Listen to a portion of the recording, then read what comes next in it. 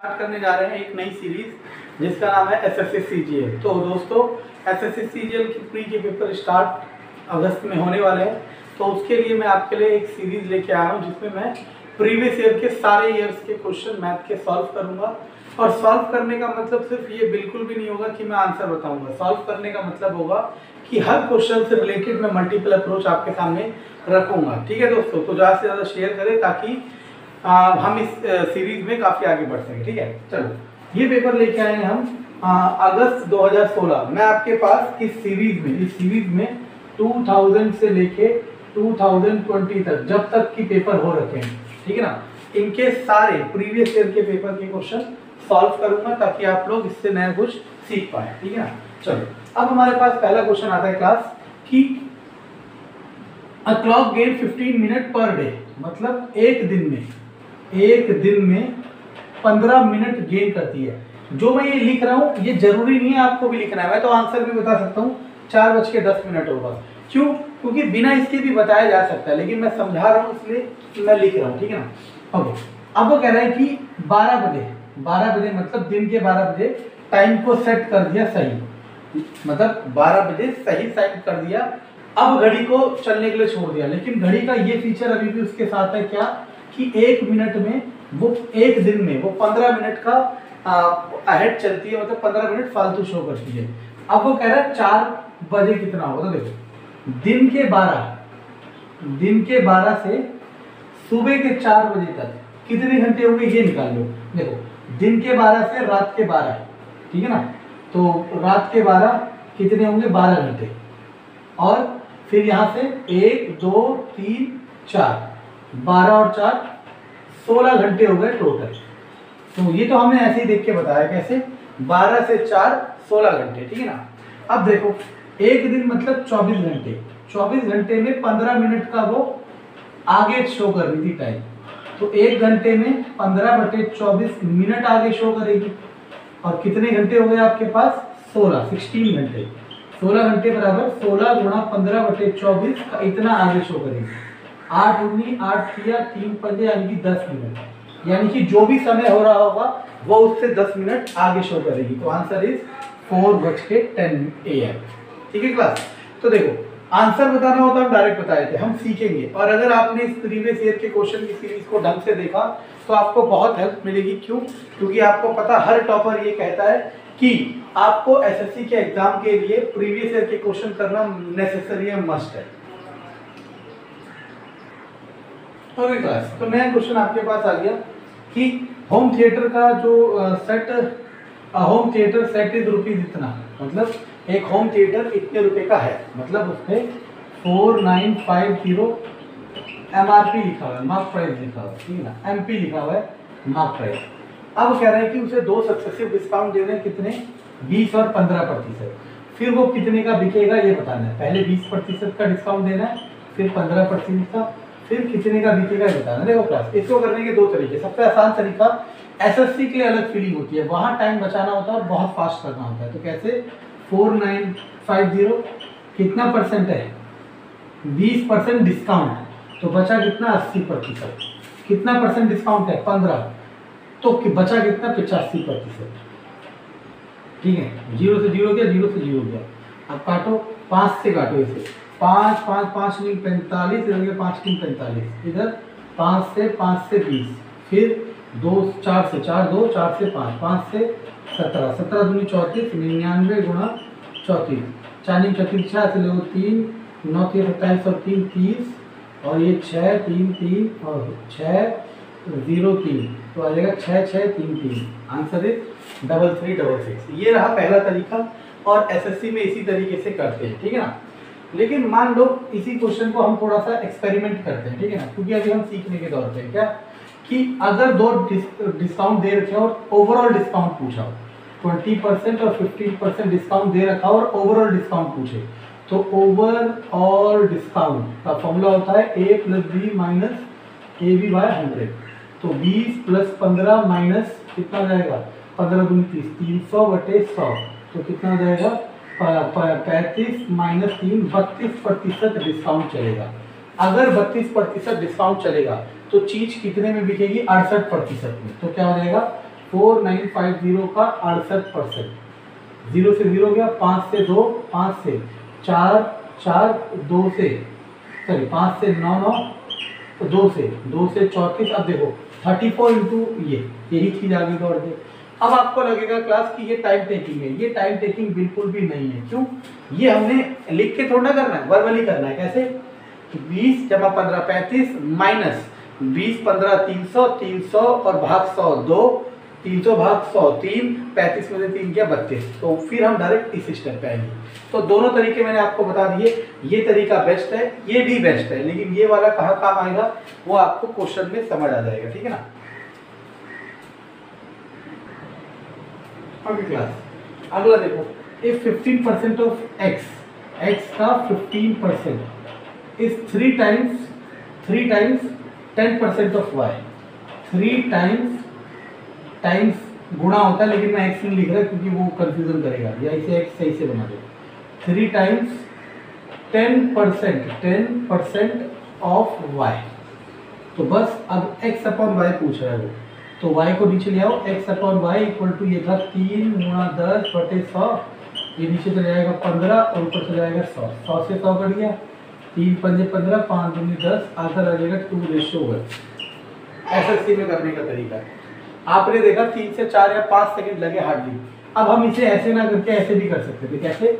15 multiply x equal to 3 multiply 10y। तो 3 5 15, 5 2 10, x upon Y बराबर 2:1। ऐसा क्यों करा हमने? क्योंकि इसका परसेंटेज और इसका परसेंटेज आपस में एक दूसरे को काटेगा ही काटेगा। ठीक है ना?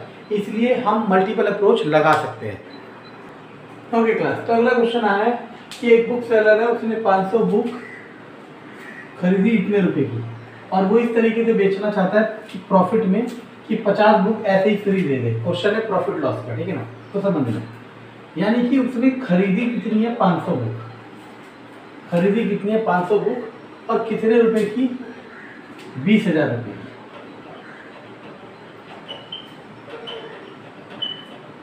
अब बेचते समय वो कह रहा है कि इस तरीके से करना है कि 50 बुक फ्री बिक जाए, यानी कि 450 बुक्स वो बेचना चाह रहा है कितने की 20,000 की। 450 बुक्स बेचना चाह रहा है कितनी की 20,000 की, तभी तो 50 बुक फ्री बेचेगा। चलो, अब प्रॉफिट और लॉस दोनों पूछ रहा है। ठीक है ना? प्रॉफिट या लॉस जो भी हुआ है, देखो याद रखना, प्रॉफिट और लॉस निकालने के लिए सबसे पहली बात कि ये क्वांटिटी सेम होनी चाहिए, क्वांटिटी सेम होनी चाहिए। अगर जब तक ये क्वांटिटी सेम नहीं है, प्रॉफिट लॉस दूर की बात है, हम आगे नहीं बढ़ सकते। ठीक है ना? चलो, बहुत आसान है। इसका भी एक का प्राइस निकाल दो। सीपी के लिए एक का सीपी कितना रहेगा 20,000 बटे 500, 2 0 से 2 0 गया, 5 20, 40 रुपये आ गया एक का। एसपी कितना आएगा एक का 20,000 450, 0 से 0, 5 नहीं 5 0 0, 400 बटे 9 रुपये। डेसिमल में ला सकते हैं, ले आएंगे बाद में, कोई दिक्कत नहीं। अब आप देखो, ये 9 चौक 36, 9 चौक 36, यानी कि प्रॉफिट ही हुआ है डेफिनेटली, है ना? तो देखो, प्रॉफिट हुआ हमारे पास, तो प्रॉफिट परसेंटेज, प्रॉफिट का फॉर्मूला होता है एसपी माइनस सीपी। 400 बटे 9 माइनस 40 बटे 1, 9 4 9 36, 360। बहुत फास्ट कर सकते हैं। ठीक है ना? मैं लिख रहा हूँ बस आपको समझाने के लिए। ठीक है? और ये YouTube ऐसा प्लेटफॉर्म है कि यहाँ पे हमें आपको समझाना भी है और अपने अट्रैक्ट भी करना है लिखने के तरीके से, इसलिए सब काम हम हो रहा है, वरना डायरेक्ट आंसर लिखना होता है। ये आ गया प्रॉफिट। प्रॉफिट परसेंटेज का फॉर्मूला क्या होता है? Profit upon CP. सीपी कितना है? सॉरी, सीपी कितना है हमारे पास? देखो, एक बुक का चल रहा है ना सब कुछ, सीपी भी एक बुक का चाहिए। कितना है? 40 गुणा 100, तो आंसर आ गया 100 बटे 9, 100 बटे 9। अब इसे डिवाइड करोगे, 9 एकम 9, उधर 9 एकम 9, 9 एकम 9, उधर जाएगा 9 9 90, 9 से 11 99, 9 से 11 99। तो ये हमारे पास क्लास देखो, तो उसने कहा कि उसने 500 बुक खरीदी कितनी? 20,000 की, और बेचते समय कह रहा है 50 बुक का प्रॉफिट, यानी कि 450 बुक बेची होगी 20,000 का। तो आपको पहले एक बुक का कॉस्ट प्राइस बताना चाहिए, वो आएगा 40 रुपये। अब दिमाग लगाना, उसे फ़ायदा कितनी बुक्स का हुआ, 50 बुक्स का, यानी कि उसे फ़ायदा कितना हुआ होगा, प्रॉफिट 50 गुणा 40 यानी कि 2000 उसे फ़ायदा हुआ। अब देखते रहिए, अब प्रॉफिट और लॉस परसेंटेज कैसे निकलेगा, बहुत आसान है, प्रॉफिट अपॉन CP गुणा 100, 4 जीरो, 3 और 1 4 जीरो, 2 से 2 गया, आंसर आ गया 10%।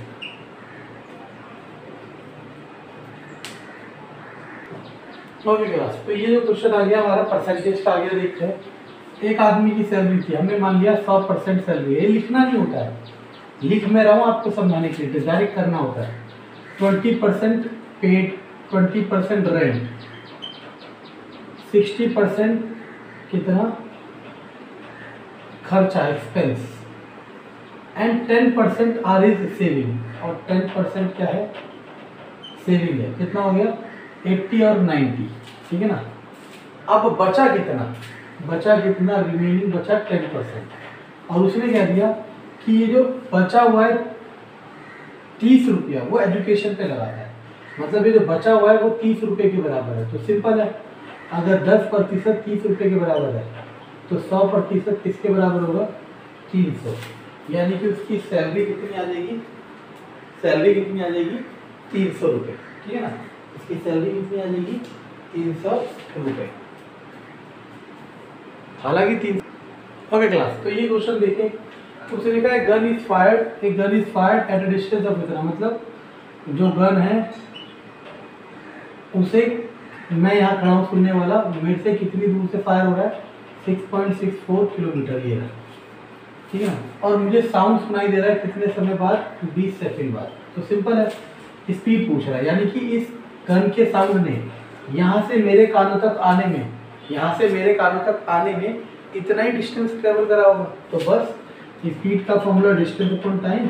अब देखो ये सेकंड में आंसर मिक्स कर रहे हैं, तो मैं मीटर पर सेकंड में करता हूँ, तो इसको मीटर में करने के लिए 1 किलोमीटर में कितने मीटर होते हैं, 1000 मीटर, तो हो जाएगा 6640 मीटर। अब distance, speed distance upon time, distance है 6640 और वो है 332 मीटर पर सेकेंड इज अवर आंसर। तो चीज़ें बहुत आसान है, लेकिन स्पीड के साथ करना बहुत जरूरी है। तो नेक्स्ट क्वेश्चन नंबर 7 जो हमारे पास है वो सिंपल इंटरेस्ट में, SI मतलब सब इंस्पेक्टर होता है, लेकिन सब इंस्पेक्टर जब तो बनोगे जब पेपर निकालोगे या ऐसे बन जाओगे, ठीक है। आगे उसने कहा ये प्रिंसिपल है 2000, ये लिखना नहीं है, मैं तो आंसर बताया था। देखो वो क्या कह रहा है, कैसे करता, 75 रुपये पड़ेगा 1000 रुपये पे, देखते रहना बिना फॉर्मूले के, लिखना ही नहीं है, 75 रुपये पड़ेगा 1000 रुपये पे, उस पर 2000 रुपये है, तो 2000 पे पड़ेगा 150 रुपये, लेकिन 1 साल के लिए, क्यों, पर एनम कहेगा, और 2 साल के लिए क्या होगा 300, डायरेक्ट आंसर बिना पेन के, ठीक है ना। ये तरीके होते हैं जो कहते हैं ना 2 सेकंड में 3 सेकंड में आंसर दो, इस तरीके से दिए जाते हैं, लेकिन मैं आपको समझा रहा हूँ। तो देखो टाइम है 2 साल, और रेट ऑफ इंटरेस्ट के 75/1000 पर 1000 लिखा हुआ है। Generally rate of interest percentage में लिखा होता है, लेकिन जब पर 1000 लिखा हो या पर 10,000 लिखा हो तो इस तरीके से लिखा जाता है। तो SI का फॉर्मूला होता है P into R into T by 100, 3 zero से 3 जीरो गया। अब 3 जीरो से, सॉरी 100 क्यों आएगा, 100 नहीं आएगा, वो 100 परसेंटेज का ही होता है, वो नहीं आएगा। तो बचा 75 दूनी 150 दूनी 300।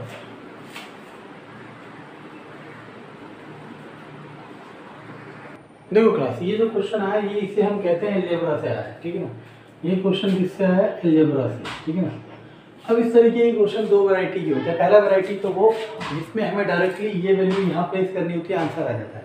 अगर ये 1 होता, अगर ये सिर्फ √2 होता, अगर ये सिर्फ √3 होता तो हम यहाँ प्लेस कर देते, क्योंकि यहाँ प्लेस करना आसान होता। लेकिन अब हम में से कोई अगर इस पूरी वैल्यू को उठा के x की जगह रखेगा तो हो सकता है आंसर आएगा, और डेफिनेटली आंसर आएगा, लेकिन वो थोड़ा सा कठिन हो जाएगा।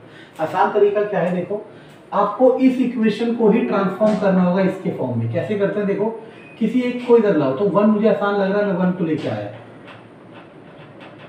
स्क्वायर चाहिए मुझे, क्यों, क्योंकि x का स्क्वायर है। क्यूब होता तो मैं क्यूब कर देता, a square plus b square minus 2ab, यहाँ पे भी a square plus b square plus 2ab। अब देखो x square minus 2x plus 1, यहाँ पे 5 प्लस 2√6। अब देखो हमें चाहिए क्या, ये चाहिए, इसके लिए एक्स स्क्वायर माइनस 2x मिल गया। अब मुझे बस इसको इधर लाओ पहले, देखो x square minus 2x plus 1 minus 5 equal to 2√6। अब देखते रहना। अच्छा ये हो जाएगा x square minus 2x minus 4। देखो यही चीज तो हमें चाहिए थी, तो आंसर क्या आ गया 2√6। ऐसे कई केस और बनेंगे जिसमें जो हमें चाहिए वो हमें डायरेक्टली नहीं मिलेगा, फिर हम इक्वेशन में कुछ ऐड करेंगे या सब्ट्रैक्ट करेंगे और इक्वेशन को अपनी डिजायर्ड इक्वेशन से मैच कराएंगे। आगे ये वाला क्वेश्चन भी अलजेब्रा का ही है, ये क्वेश्चन भी अलजेब्रा का ही है। इसमें देखो पहला तरीका तो ये है कि हम क्रॉस मल्टीप्लाई करके कुछ ना कुछ करके आंसर लेके आए। अलजेब्रा में एक तरीका एक ऐसा मेथड होता है जिसमें हम हिट एंड ट्रायल मेथड कहते हैं, हिट एंड ट्रायल मेथड। उसमें क्या करते हैं, इनकी वैल्यूज पुट करते हैं और जो वैल्यू सेटिस्फाई कर गई वो आंसर में रख देते हैं।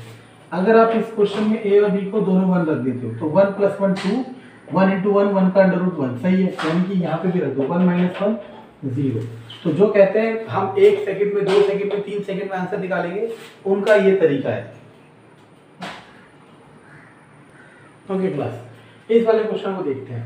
उसने कहा एबीसी एक इक्विलेटरल ट्रायंगल है। आपको पता होना चाहिए इक्विलेटरल ट्रायंगल समबाहु त्रिभुज वो होता है जिसकी तीनों भुजाएं बराबर होती है। कह रहा है इसका जो एल्टीट्यूड है इसकी हाइट कितनी होगी बताओ। तो इसकी हाइट का डायरेक्ट फॉर्मूला होता है √3/2 ऑफ ए। तो रख दो √3/2 ए की जगह 16, आंसर आ जाएगा 8√3। अब मान लो आप में से कोई बच्चा कहता है नहीं हमें ऐसे नहीं करना, हमें सीखना भी है। तो सीखने का तरीका देखो क्या है। एरिया का फॉर्मूला होता है √3/4 ए स्क्वायर, और अगर ये एल्टीट्यूड है तो एरिया एक और तरीके से निकल सकता है 1/2 बेस, बेस है ए इंटू हाइट, हाइट है h, और ये दोनों एरिया है तो एक ही ट्राइंगल के, तो दोनों को इक्वल करोगे तो आ जाएगा 1/2 a इंटू h बराबर √3/4 ए स्क्वायर। एक ए से एक ही जाएगा, इससे 2 जाएगा, तो h बराबर √3/2 of a। This is our answer.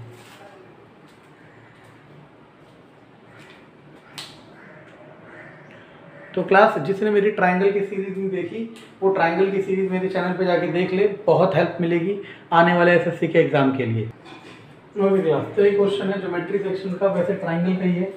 कह रहे ट्रायंगल है, ठीक है, उसका ओ सर्कम सेंटर है। पहले समझना पड़ेगा सर्कम सेंटर होता है सर्कम सर्कल के लिए।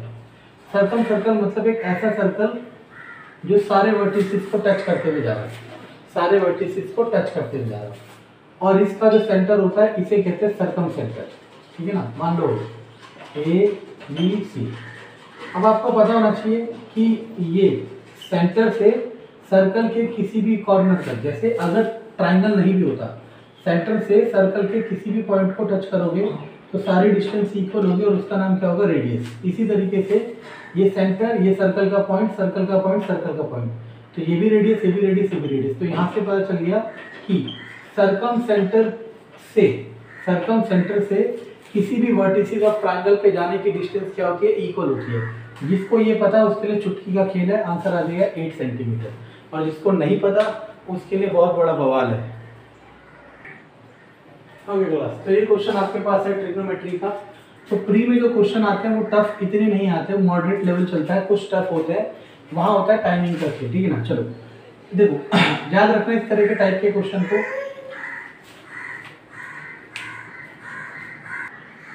ओके क्लास, तो याद रखना इस तरह के टाइप के क्वेश्चन। अगर इक्वालिटी है और यहाँ 10 है तो यहाँ पे भी 10 होना चाहिए। तो √3 कब होता है 10 16। तो tan थीटा प्लस 15 बराबर 10 60, थीटा प्लस 15 बराबर 60, थीटा इक्वल टू 45। पेपर में आप ऐसा थोड़ा लिखोगे, आप देखोगे ये √3 है 60, तो आप इसको बराबर करोगे मनी में, पेपर में नहीं, कॉपी में नहीं। थीटा प्लस 15 बराबर 60, तो थीटा बराबर 45।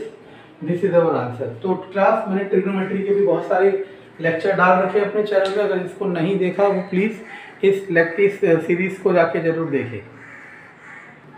ओके क्लास, तो देखो नेक्स्ट क्वेश्चन हम कैसे करेंगे। उसने कहा कि स्क्वायर टाइल है जिसकी साइड इतना है, मतलब एक टाइल है जिसकी साइड 41 सेंटीमीटर है और वो स्क्वायर है।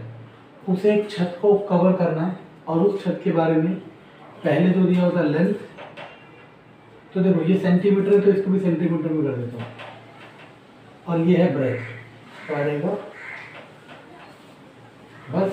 अब यही टाइल तो इसमें लगनी है, यानी कि इस पूरे सीलिंग का जो एरिया है उसको डिवाइड कर दूंगा टाइल के एरिया से, तो क्या हो जाएगा 15 17 गुणा 902 बचे 41 गुणा 41, ठीक है ना। अब आपको इसे सॉल्व करना है और you will get the answer, ठीक है ना। तो मुझे तो याद ये आंसर आएगा 814, ठीक है। प्रैक्टिस कर करके याद हो गया आप लोगों को, लेकिन सॉल्व करना है and you will get the answer, ठीक है ना। ओके ओके क्लास, तो ये वाला क्वेश्चन जो है हमारे पास, ये क्वेश्चन है एवरेज से। अगर जो एसएससी की मतलब जो ये टॉपिक कर रहा था उसे किस तरीके से करना है, उसे करना है वो कह रहा है 75 एवरेज है कितना 7 का, 75 गुणा 7, 72 किसका एवरेज है ट्यूसडे को हटा के, यानी कि 72 गुणा 6 माइनस कर दोगे तो ट्यूसडे का ही आएगा। तो कैसे 7 बजे 35 5 3 3 7 के 21 49 52 माइनस 6 दूनी 18 6 दूनी 8 6 दूनी 12 6 7 42, तो 5 2 5 4 2 2 3 0 3 0 वेट अ मिनट 5 7 5 हो सके 5 2 5 7 2 2 49 और 52 5 2 5, तो 6 दूनी 12 के बाद 0 1 6 45 45 हो गया 4 3 2 3 9, आंसर आ जाएगा 93, जो नया है, ठीक है ना, जो सॉरी जो पहले से कर चुका है। और नए के लिए किस तरीके से करना है, इस तरीके से देखो कैसे, वो देखना कि Monday Tuesday Wednesday Thursday Friday Saturday और संडे, इन सब का जो एवरेज था वो था 75। तो अब इन सब का सम कितना होगा, Monday Tuesday Wednesday Thursday Friday Saturday और संडे, इन सब का सम होगा 75 गुणा 7। अब उसने कहा ट्यूसडे को हटा दो, तो कौन बचा Monday Wednesday Thursday Friday Saturday और संडे, इनका एवरेज दे रखा 72। तो अब इन सब का सम कितना होगा गुणा 2। अब मैं अगर इन दोनों को सब्ट्रैक्ट करता हूँ, मंडे से मंडे जाएगा, ये आपस में सब चले जाएंगे, बस कौन बचेगा ट्यूसडे, इसीलिए मैंने यहाँ पे वो डायरेक्ट तरीका करा था जो आंसर देता है।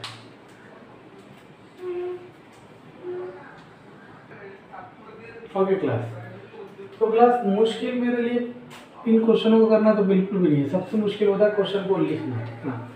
अगर स्मार्ट बोर्ड होता तो ये सेकंडों का खेल होता मेरे लिए, ठीक है ना। मतलब इस वीडियो को मैं 13-10 मिनट में कंप्लीट कर देता, लेकिन जब तक चलता नहीं है जब तक बोर्ड पे लिखेंगे, पहले से स्मार्ट बोर्ड लेके तो ना बैठ जाऊँगा। देखो ये आपको दिया है, ये पूछ रहा है, ये अलजेब्रा से आ गया। अलजेब्रा में मैंने कहा था एक तरीका तो वो होता है जिसमें आपको वैल्यू पुट करनी होती है और एक सब्स्टिट्यूशन करना होता है। तो ये सब्स्टिट्यूशन से होगा कैसे, a equal to x y की 1/3 लिख दो और 1/xy की 1/3। अब देखो एक ही क्यूब दिख रहा है मुझे, तो यानी कि इधर दोनों तरफ क्या करना पड़ेगा क्यूब, a क्यूब बराबर यहाँ पे a क्यूब इससे कट जाएगा xy, b क्यूब इधर भी कट जाएगा plus 3a b bracket a plus b। अब मैं इस a प्लस b की जगह a प्लस b आएगा ना, पहले लिख देता हूँ यार, तो ये तो मैंने फॉर्मूला लगाया, लेकिन अब मैंने देखा क्लास इसकी वैल्यू तो मुझे पता थी a, तो मैं इसकी जगह a रख दूंगा, ठीक है ना। तो यहाँ a क्यूब बराबर x y plus 1/xy plus ये कट जाएगा 3 और वहाँ पे a। अब मैंने क्या देखा, मुझे जो चाहिए उसको देखो, उसके लिए a क्यूब के साथ xy होना चाहिए, a क्यूब के साथ xy होना चाहिए, यहाँ तो नहीं है, तो मैं पूरी इक्वेशन में xy याद करो। इसी पेपर में एक पहले क्वेश्चन आया था, तो मैंने कहा था कभी कभी ये डिजायर्ड वाला हमें नहीं मिलेगा तो हमें कुछ ना कुछ करना पड़ेगा। मैंने xy से मल्टीप्लाई करा, तो ये हो जाएगा a क्यूब xy, इधर मल्टीप्लाई करोगे तो x² y², इधर मल्टीप्लाई करोगे 1, इधर मल्टीप्लाई करोगे 3a xy। इसको और इसको उधर ले जाओ। A cube x y minus 3xy minus 1 equal to x square y square. अब देखो हमें जो चाहिए था वो मिल गया, उसकी वैल्यू क्या आ गई एक्स स्क्वायर वाई स्क्वायर। तो क्लास कंसेप्ट सीखना बहुत ज़रूरी है, क्योंकि उसके बिना आप कहीं भी सर्वाइव नहीं कर सकते। ओके क्लास, तो ये अगेन एक क्वेश्चन आ गया अलजेब्रा का। तो देखो ऐसा नहीं है कि आप बस क्वेश्चन ही करो, आप ये भी आज से चेक कर सकते हो कि किस टॉपिक में से कितने क्वेश्चन आते हैं। देखो होता क्या है, हमें जनरली अपने आप से सीखना चाहिए हर चीज़ कि किस, जैसे मानो आपको इसमें देख लिया, आपको पता चल गया इसके इतने क्वेश्चन, आप अभी नहीं देखोगे, आप यूट्यूब पे या गूगल पे कहीं से सर्च करोगे कि किसके कितने क्वेश्चन आते हैं। हो सकता है वो जिस साल का एनालाइज कर रहा हो अगले साल चेंज हो जाए, तो ऐसा कुछ नहीं है, ठीक है ना। सुनना, ये दिया है, ये पूछ रहा है, तो पहला तरीका तो मैंने आपको बताया था क्या, कि x की जगह एक ऐसा नंबर रखो कि ये सेटिस्फाई हो जाए और उसी x को वहाँ रख दो। इस तरह के क्वेश्चन में ढूंढ पाना बहुत मुश्किल होता है, तो हम क्या करते हैं, इसमें से ट्रांसफॉर्म करते हैं उसको। तो x square plus 1 equal to 5x, कैसे, एलसीएम लेके। ये रहा, मुझे नीचे दिख रहा है एक्स स्क्वायर प्लस 1, तो इसकी जगह 5x रख दूंगा, 6x upon 5x plus x, 6x upon 6x, answer आ गया 1। हार्डली 4 या 5 सेकंड लगेंगे क्लास, अगर आपने सही अप्रोच पकड़ ली तो। देखो क्लास, ये क्वेश्चन भी आपका ज्योमेट्री से आया है या फिर आप कह सकते हो ट्रायंगल से आया है। तो उसने कहा ये मीडियन है, मैं बता चुका हूँ मीडियन क्या होती है, फिर एक बार और, ए बी सी।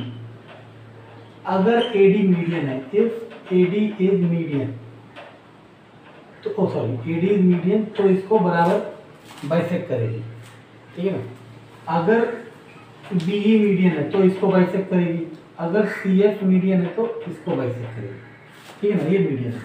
अब कई तरह के क्वेश्चनों में क्या होता है, मीडियन देता है और एरिया ऑफ ट्रायंगल पूछता है। अगर ऐसा होता है, क्या होता है, अगर मीडियन दे और एरिया ऑफ ट्रायंगल पूछे, तो आपको कुछ नहीं करना, आप इन्हीं को ट्रायंगल की साइड मान लो पहले, कि मान लो यही ट्रायंगल है, मतलब ये ट्रायंगल्स की क्या है, साइड। इससे आप निकाल लो एरिया और उसे मल्टीप्लाई कर दो 4/3। तो क्या कहा मैंने, area of triangle equal to 4/3 multiply area of triangle assuming medians as side, ठीक है ना। ये हमने फॉर्मूला बना दिया, ठीक है। आप अगर मेरे चैनल में जाओगे तो ट्रायंगल वाले सेक्शन में मैंने इसका डेरिवेशन कर रखा है, सारे डेरिवेशन है। मेरे चैनल का नाम है मैथ्स कंसेप्ट एकेडमी, और वहाँ मैं यही सिखा रहा हूँ कि चीज़ें आप कहाँ से रही है और कैसे आ रही है, ठीक है ना। चलो अभी हम फिलहाल इसको ऐसे करते हैं 4/3। अब मुझे इसका एरिया निकालना है। देखो क्लास, एरिया निकालने के लिए हीरोज फॉर्मूला तो होता ही है, लेकिन मैंने जैसा कि कहा मेरे वीडियो में आपको सब दिखेगा, इसको सबसे पहले कोई भी ट्रायंगल की साइड दे तो एरिया ऑफ ट्रायंगल हीरोज से निकलेगा, लेकिन सबसे पहले चेक कर लेते हो पाइथागोरस ट्रिपलेट्स है या नहीं। पाइथागोरस ट्रिपलेट्स का मतलब होता है कि सबका स्क्वायर करो और छोटे वाले दो को जोड़ के बड़ा वाला आ रहा नहीं आ रहा है, हाँ आ रहा है, अगर ये आ रहा है तो ये राइट एंगल ट्रायंगल बना रहा है, और इसका फॉर्मूला होता है 1/2 बेस इंटू हाइट। और सबसे बड़े वाले को हाइपोटेनस मानते हैं, तो इसको हाइट नहीं मानेंगे, बेस किसी को मान लो, हाइट किसी को, तो आ जाएगा 24 आ गया एरिया। तो यहाँ रख दिया 24, 3 8 24, 4 8 32 इज अवर आंसर। तो क्लास बहुत आसान है एसएससी निकालना और जॉब पाना, ठीक है ना, लेकिन आपको सही टाइम पे सही अप्रोच सीखनी बहुत ज़रूरी है।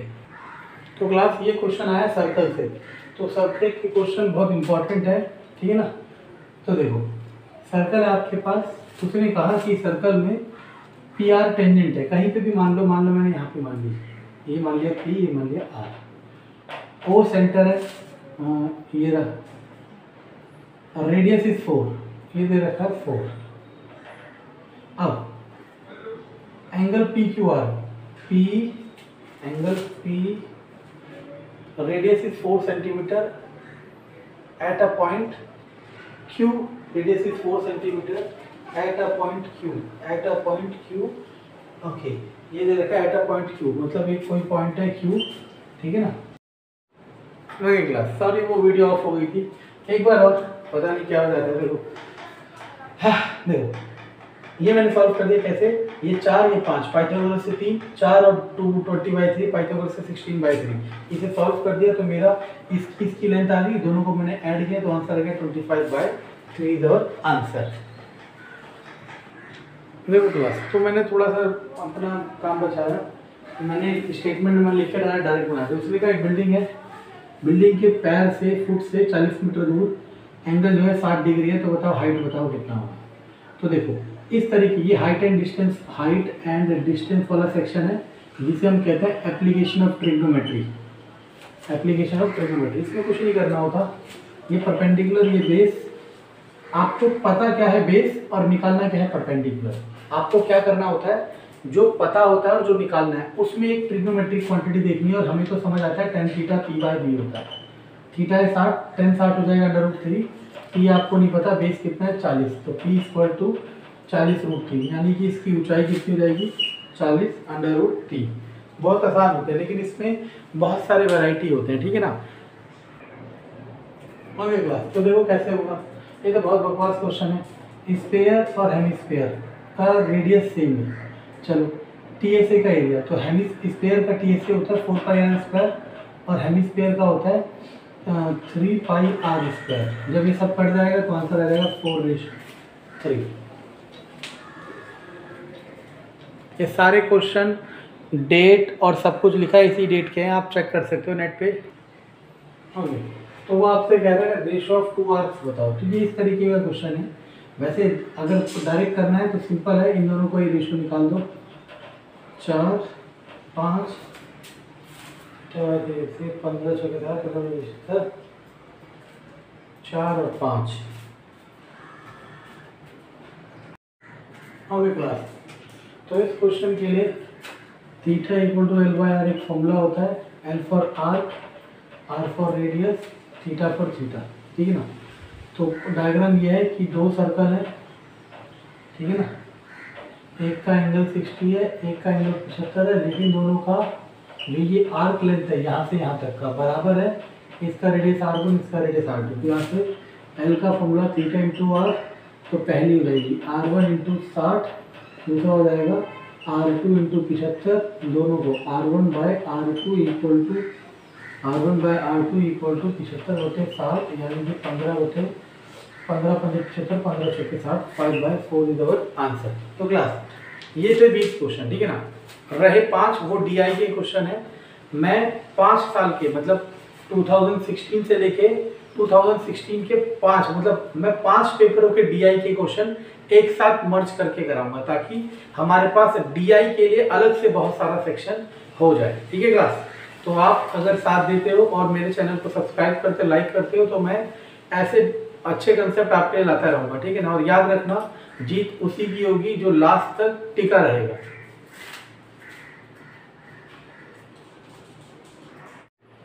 तो क्लास चलो, मैंने सोचा कि बाद में कराऊंगा, लेकिन फिर मैंने ऐड कर दिया, मैंने कहा करा के खत्म करो ताकि पूरा सेट आपके पास हो जाए, ठीक है, आपको पेपर में कोई दिक्कत ना हो। ठीक, DI वाले क्वेश्चन में चाहे कैसे भी समझ लो, ये पाई चार्ट है, हमें भी पता है, ठीक है ना। DI वाले डाटा इंटरप्रिटेशन वाले क्वेश्चन सेक्शन में क्वेश्चन बहुत आसान होते हैं, लेकिन उस दोनों के लिए आसान होते हैं। एक टाइम ज़्यादा ले जाता है, टाइम कम ले जाता है। टाइम कम लेने वाला दिमाग का ज़्यादा इस्तेमाल करता है। कैसे? उसने कहा सेल्स का एंगल बताओ, तो सेल्स है कहाँ, हम ये रहा 40%, तो 40% 100 में से, तो यानी कि अगर मैं रेशो निकालूं तो 40/100 टोटल से, यानी कि 2/5, 2:5 हमारा क्या हो गया, टोटल के साथ इसका शेयर हो गया, ठीक है ना। 2:5 इसका टोटल के साथ शेयर हो गया, देखते जाना। या और टोटल एंगल कितना होता है 360, तो यहाँ पे भी ये अपना 2 हिस्सा लेके चलेगा, इसे 5, ठीक है ना। और टोटल 5 360 के इक्वल है, 5 अगर 360 के इक्वल है तो 1 72 के इक्वल होगा और 2 144 के इक्वल होगा आंसर।